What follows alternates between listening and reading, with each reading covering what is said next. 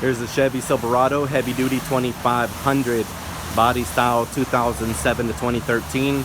It was brought in to do a basic alarm system with lock and unlock and two-way pager. Here is the remote. We hit lock, shows that it is locked, flashes the lights, honks the horn. If the vehicle is hit or any of the doors pried open, it fires off the alarm system.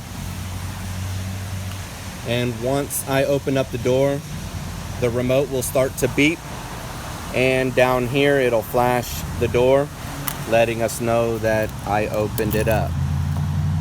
Let me unlock it.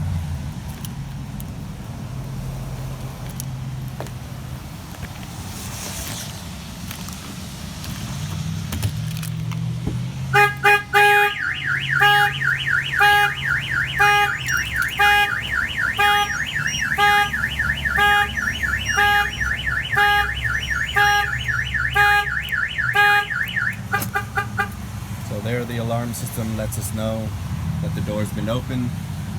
Has a blue flashing light that we do on the dash. So it's all set and ready to go. We'll see you guys on the next one.